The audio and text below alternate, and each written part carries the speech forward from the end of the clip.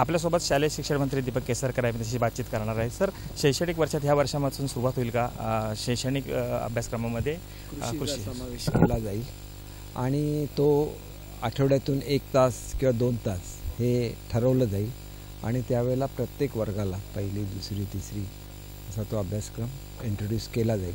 परंतु आजच मी आमच्या सचिवांशी चर्चा केली आहे की आपण राज्यपाल महोदयांना विनंती करूया, सर्व जी कृषी विद्यापीठं आहेत त्यांच्या कुलगुरूंना सोबत एक बैठक ठेवू आणि आमचे जे प्राथमिक शिक्षक आहेत त्यांचं एज्युकेशनल क्वालिफिकेशन ॲग्रिकल्चर नसतं, त्याच्यामुळे त्यांना जे मुलांना शिकवण्यापुरतं जे ज्ञान आहे ते देण्याच्या संदर्भात एक टायअप हा कृषी विद्यापीठं आणि एज्युकेशन डिपार्टमेंटचा व्हावा असं आमचं एक प्लॅनिंग आहे. आणि त्याच्यामुळे हे प्लॅनिंग करत असताना जे शिक्षक सुट्टीच्या काळामध्ये हे प्रशिक्षण घेतील त्यांच्यासाठी वेगळी योजनासुद्धा आम्ही राबवू. पटसंख्या अभावी ज्या शाळा आहेत ह्या एक ओस पडताना दिसत आहेत, रिकाम्या होताना दिसत आहेत. कशा पद्धतीनं हा जो इंग्लिश मिडियमचा कल आहे किंवा त्या शाळांकडे आपण कशा पद्धतीनं ते विकासाचं जो बघणार? आता सूचना दिलेल्या आहेत की जास्तीत जास्त सेमी इंग्लिश मिडियमच्या शाळा करा की जेणेकरून लोकांमध्ये जे काय ही अयोग्य अशी एकाच बाजूने चाललेली ही अट्रॅक्शन आहे असं मी म्हणेन. कारण युरोपमध्ये जर तुम्ही गेला तर 2 किंवा 3 कंट्रीज सोडून कुठेही इंग्रजी बोलली जात नाही. जर्मनीमध्ये गेला जर्मन लँग्वेज बोलली जाते, फ्रान्समध्ये गेला फ्रेंच बोलली जाते, स्पेनमध्ये गेला स्पॅनिश बोलली जाते, पोर्तुगालमध्ये गेला पोर्तुगीज बोलली जाते. अगदी आर्टिफिशियल इंटेलिजन्समध्ये 1 नंबरला असलेला जो इस्राईल आहे त्याच्यामध्ये सुद्धा हिब्रूमध्ये मुलं शिकतात आणि तरी जगातलं best of the artificial intelligence हे इस्राईलमध्ये आहे.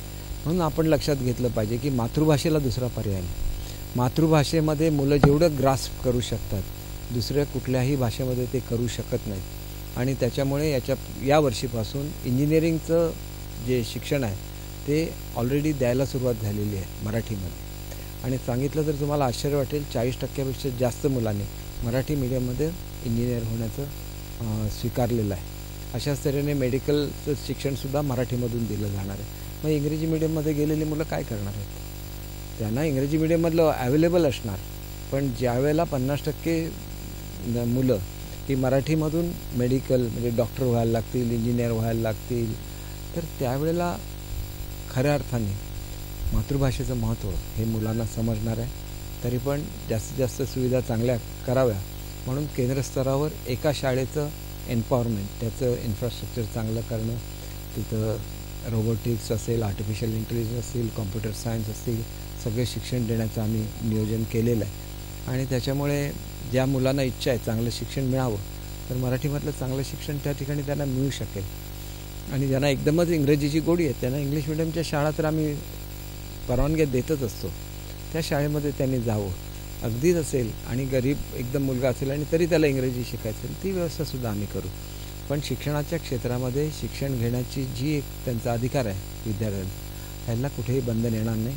एक मुलगा असेल तर त्या मुलाला शिकायलासुद्धा आम्ही त्या ठिकाणी पाठवू, परंतु त्याच्यासाठी शाळाच चालवली पाहिजे असं नाही. एक मूल असेल तर त्याला एकलव्य स्कूल नावाची एक कन्सेप्ट असते, ती आणता येईल का ह्याचा सगळ्याचा विचार झाला पाहिजे.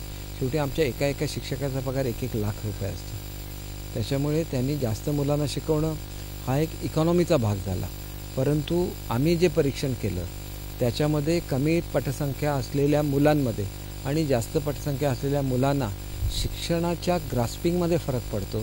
आणि हा फरक साधारण एखादा आपण विषय घेतला की मराठी आपल्याला वाचन करायचं आहे आणि त्या वाचनामध्ये 1 शाळा किंवा 5 मुलं ज्या शाळेमध्ये आहेत त्याला 20% गुण मिळतात आणि ज्यामध्ये 50 मुलं 100 मुलं शिकतात त्याला 60-70 गुण मिळतात. याचं कारण आपण ज्या वातावरणामध्ये राहतो, एकत्र अभ्यास करतो, याला फार महत्त्व आहे, जे महत्त्व लोक समजून घेत नाही.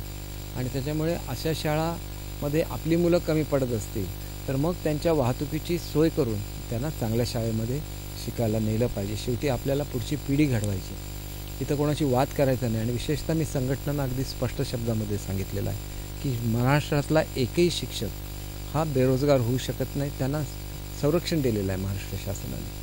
इथं तुम्ही मुलांचं हित बघितलं पाहिजे. संघटना म्हणून आपली वेगळी भूमिका मांडणं हे चुकीचं ठरेल आणि मग जे गैरसमज करून दिले जातात त्याच्यामध्ये मोठ्या प्रमाणात प्रबोधन हे शिक्षकांनी जनतेचं करून दिलं पाहिजे की इथं शाळा बंद करायचा कुठला उद्देशच नाही आहे. क्वालिटी एज्युकेशन मिळालं पाहिजे, हा एक भाग आहे. अडॅप्टर स्कूल काढलं, त्याच्याबद्दलचा तसाच गैरसमज करून द्यायचा. म्हणजे शिक्षकांनी 1-1 लाख रुपये पगार घ्यायचा आणि मुलांनी जमिनीवर बसून शिक्षण घ्यायचं का? असं नाही चालणार. माझ्या दृष्टीने विद्यार्थी हा माझं पहिलं हे आहे लक्ष, आणि त्याच्यासाठी मला सर्व संघटनांनी आश्वासित केलेलं आहे की आम्ही ह्या योजनेला पाठिंबा देऊ, चांगल्या सुविधा मुलांसाठी निर्माण करू, जेणेकरून त्या चांगल्या सुविधा असल्या तर मुलांसुद्धा वाटणार गव्हर्नमेंट स्कूलमध्ये जावं म्हणून. त्याच्यामुळे हळूहळू हे बदलते, आणि हे बदलताना थोडंसं मला रोषालासुद्धा सामोरं जायला लागलं. पण शेवटी विद्यार्थ्यांचं हित करायचं असेल तर तुम्हाला कुठेतरी चांगले निर्णय घ्यायला लागतील. ते महाराष्ट्र शासनातून घेतले जात आहेत. मुख्यमंत्री आता थेट विद्यार्थ्यांपर्यंत पोचतात. तर महाराष्ट्रामध्ये घडलं नव्हतं, ते घडतं आहे. आणि त्याच्यामुळे माझी शाळा सुंदर शाळा हे जे अभियान आमच्या मुख्यमंत्री महोदयांनी सुरुवात केलेली आहे. मी कुठली एखादी गोष्ट मागितली, फडणवीस साहेबांनी मला कधीही शिक्षणासाठी नाही म्हणून सांगितलेलं नाही. टप्पा अनुदानावर शिक्षक आणायचे होते, 1100 कोटी रुपये एका वेळेला अर्थमंत्री म्हणून मला दिले. अशा तऱ्हेचे मंत्र्यांच्या हाताखाली आपण काम करतो, अशा लिडर्सच्या हाताखाली आपण सुद्धा चांगला परफॉर्मन्स दिला पाहिजे. त्याच्यामुळे व्होकेशनल ट्रेनिंग असेल, फार्मिंग असेल, हे सगळं इंटिग्रेटेड पार्ट बनणार एज्युकेशनचा. आणि आपली मुलं केवळ राज्यामध्ये नाही तर जगामधली सर्वोत्कृष्ट मुलं होऊन जगाला जे आज मॅनपॉवरची गरज आहे ते देण्याची क्षमता महाराष्ट्रामध्ये आहे. त्यांना तेवढ्या उंचीवर नेलं पाहिजे, तेवढ्या फॉरेन लँग्वेजेस शिकवल्या पाहिजे. हे एक मोठं आव्हान आहे. त्या दृष्टीने पहिलं MOU आम्ही बेडन-वुर्टेनबर्ग या स्टेटबरोबर करतो आहे जर्मनीमधल्या. तुम्हाला निश्चित फरक बघेल. एका स्टेटला 4 लाख मुलं पाहिजेत स्किल डेव्हलपमेंट केलेली. स्किल डेव्हलपमेंटचं महत्त्व हे पंतप्रधान नरेंद्रजी मोदींनी ओळखलं, आणि त्याच्यामुळे याचा फायदा निश्चितपणे रोजगार निर्मितीमध्ये मुलांना होईल. सर, वरळीमधून आज स्वच्छता मोहिमेची सुरुवात झालेली आहे. वरळीमधूनच झालेली ही राजकीय नाही, हे काहीतरी बघा, हा सगळा पोरकटपणा चाललेला आहे. वरळी बिरळी आम्ही काय बघत नाही. आमच्या दृष्टीने महाराष्ट्र मोठा असतो. मुख्यमंत्र्यांच्या डीप क्लिनिंग त्याला हे म्हणतात, ह्याची सुरुवात होऊन आता जवळजवळ 1 महिना झाला. ही लोक झोपून असतात, उशिरा उठतात, ते कदाचित वाचत नसतील म्हणून त्यांना माहिती नसेल. असं कुठल्याही व्यक्ती नसते की ज्याच्यासाठी आम्ही काहीतरी करतो. मुंबईतल्या सर्वसामान्य माणसांसाठी आम्ही करतो. मुंबई आंतरराष्ट्रीय शहर आहे. काय परिस्थिती झाली आहे बघा. आज कानाकोपऱ्यामध्ये स्वच्छता व्हायला लागली, मुंबईमध्ये चांगले सुशोभीकरण व्हायला लागलं, कुठेतरी मुंबई बदलायला लागली. आज सकाळी मी जी स्पेशल नीडची मुलं असतात त्यांच्यासाठी केलेल्या हॉस्पिटलमध्ये गेलो होतो. किती सुंदर बनवलेलं आहे बघा. मग तुम्हाला का नाही सुचत आहे? तुम्ही करायला पाहिजे होतं ना एवढ्या वर्षामध्ये. एवढं मुंबईचं पोल्युशन वाढलं, एवढी कामं सुरू आहेत, तुम्ही का नाही त्या ठिकाणी स्मोकिंग गन्स बनवल्या, त्या ठिकाणी रस्ते धुवायला का सुरुवात केली नाही?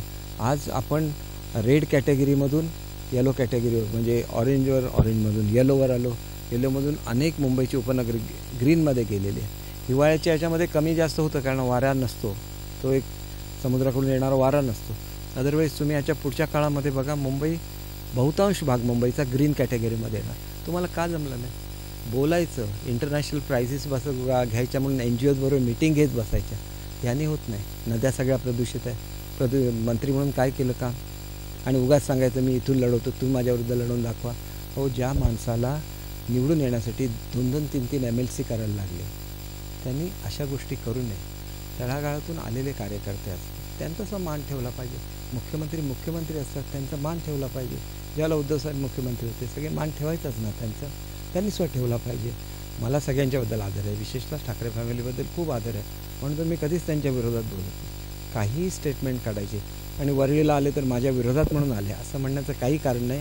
वरळीला जवळजवळ आम्ही 1-1.5 महिन्यानंतर आलो. मुंबईच्या प्रत्येक भागामध्ये आम्ही गेलेलो आहोत, हे विसरता येणार नाही. मुंबई संपूर्ण स्वच्छ होणार. चांगली टॉयलेट्स, आम्ही 2-2 कोटीची अशी 30 टॉयलेट्स बांधतो आहे मुंबईमध्ये. ही टॉयलेट्स असं पाहिजे, बघण्यासारखं पाहिजे. मी प्रत्येक गोष्ट करतो आहे. तुम्हाला कधी महालक्ष्मीची आठवण झाली नाही, कधी तुम्हाला मुंबादेवीची आठवण झाली नाही, कधी तुम्हाला सिद्धिविनायकची आठवण झाली नाही, कधी तुम्हाला हाजी अलीची आठवण झाली नाही. मुंबईची सगळी बाणगंगा तलावाची आठवण नाही झाली. मुंबईची सगळी वैशिष्ट्य आहेत ना. कोळी लोकांची काय आठवण केली? कोळी लोकांची आज परिस्थिती बदलते आहेत. कोळीवाडे पर्यटनाची स्थळं बनण्यासाठी त्यांचं मेकओव्हर चाललेलं आहे. मग तुम्ही का नाही करू शकला? पर्यटन मंत्री होता ना तुम्ही. मला कोणावर टीका नाही करायची, परंतु कोळी जेवण जेवण्यासाठी रोज पर्यटकांनी कोळीवाड्यामध्ये आले पाहिजे. तर कोळीवाड्यामधल्या महिलांना त्या ठिकाणी रोजगार मिळणार, त्यांची आर्थिक प्रगती होणार. शेवटी आपल्यापुढे काय नाही हा विचार घेऊन चालत नाही. आपल्यापेक्षा मोठा महाराष्ट्र आहे, महाराष्ट्राची जनता आहे, महाराष्ट्रातली गोरगरीब जनता आहे आणि त्याला न्याय दिला पाहिजे. हाही घेऊन आम्ही रात्रंदिवस काम करतो. तुमची असल्या टीका ऐकायला आमच्याकडे वेळ नाही. आतासुद्धा बघा, मी सकाळी होतो डीप क्लिनिंगच्या मोमेंटला, आत्ता मी रत्नागिरीमध्ये, आत्ता जाऊन तिथून फ्लाईट पकडून सिंधुदुर्गमध्ये जाणार, तिथून परत फ्लाईट पकडून पुण्याला येणार. पुण्याला आमचं बालवैज्ञानिकांचं प्रदर्शन आहे 50वं, ते अटेंड करणार. ते करून आमच्या उपमुख्यमंत्र्यांना जपानच्या युनिव्हर्सिटीने डॉक्टरेट दिली आहे, तो कार्यक्रम करणार. तो करून दिल्लीला जाणार. आम्हाला ह्याला वेळच नसतो. हे विचारही करायला वेळ नाही आणि लोकांच्या पलीकडे आम्हाला काही सुचत नाही. आम्ही दिवस रात्र लोकांच्या सेवेमध्ये असतात. त्यांच्याकडे सोशल मीडिया आहे, त्याच्यावर वाटेल तसे बोलत असतात, खोटं सांगत असतात. शेवटी एक लक्षात ठेवा, गोबेल्सला जग जिंकता आलं नाही. गोबेल्सने तात्पुरत्या काळामध्ये जर्मनीमधल्या लोकांची दिशाभूल केली आणि विश्वयुद्धाला खतपाणी घातलं. गोबेल्स नीती फार काळ चालत नाही आणि गोबेल्स नीतीने कुठल्याही राष्ट्राचं कल्याण झालं नाही. म्हणून ही गोबेल्स नीती सोडून द्या, जमिनीवर या आणि लोकांसाठी काम करा. आगामी निवडणुकीसाठी कशा पद्धतीनं आम्ही निवडणुका बघतच नाही, आम्ही लोकांसाठी कामच करतो. ज्यांच्यासाठी आम्ही काम करतो ती लोकं आपल्याला कधीच विसरत नसतात. हा सिद्धांत आहे आणि आम्ही तसंच करणार. आम्ही लोकांची सेवा करणार. बघा, मराठा समाजाचा प्रश्न होता. आतापर्यंत क्युरेटिव्ह पिटिशन का झालं नव्हतं? एवढं लक्ष घातलं आणि क्युरेटिव्ह पिटिशन झाल्यानंतर आज टिकणारा कायदा आम्ही मराठा समाजाला देऊ करतो. हे करण्यासाठी चांगला मराठा नेता मुख्यमंत्रीपदी यायला लागतो ना. शिंदेसाहेब आल्यानंतर आज जरांगे पाटलांचं आंदोलन आज सुरू झालं. आमची क्युरेटिव्ह पिटिशनची तयारी ही सगळे म्हणजे छत्रपती संभाजीराजे असतील, छत्रपती उदयन महाराज असतील, सगळ्यांची चर्चा करून मराठा समाजाच्या वेगवेगळ्या संघटना आहेत त्यांच्याशी चर्चा करून ही तयारी सुरू करून आता जवळजवळ 8-9 महिने झाले. त्यावेळेला आमचं क्युरेटिव्ह पिटिशन त्या ठिकाणी आलं. क्युरेटिव्ह पिटिशनमध्ये टिकलं पाहिजे तर जो एम्पिरिकल डेटा द्यायला लागेल, त्यांची तयारी आमची आधीपासून सुरू झालेली आहे. टीके करणं फार सोपं असतं, काम करणं फार कठीण असतं आणि ते काम करणारे शिंदेसाहेब आहेत. म्हणून त्याच्यावर महाराष्ट्राची पर्यटनासाठी काय नवीन संकल्पना सरकारच्या? आमच्या खूप संकल्पना आहे, पण मला जाऊन आता दुसरी फ्लाईट मिळाली पाहिजे. सगळ्यात जास्त पर्यटनाचा स्कोप कोकणाला आहे आणि त्याच्यामुळे मी तुम्हाला सांगू इच्छितो की आता लोक निसर्गाकडे वळलेली आहे आणि निसर्ग पर्यटन खऱ्या रीतीने करायचं असेल तर कोकणातच आलं पाहिजे. कोकणामध्ये आहे ते कुठेच नाही आहे. Best of the forest, best of the beaches, best of the horticulture, best of the fisheries, असं काही नाही की जे जगामध्ये एखाद्या देशाकडे आणि कोकणामध्ये नाही आहे. फक्त बर्फ नाही आहे. कधीतरी अशी टेक्नॉलॉजी काढतील कोकण कृषी विद्यापीठ की आमच्यासुद्धा सुंदर डोंगरांवर टोकावर बर्फ आर्टिफिशियली क्रिएट करतील. एवढी टेक्नॉलॉजी कोकण कृषी विद्यापीठ डेव्हलप करते. थँक्यू. कृष्णकांत साळगावकर, TV9 मराठी, दापोली, रत्नागिरी.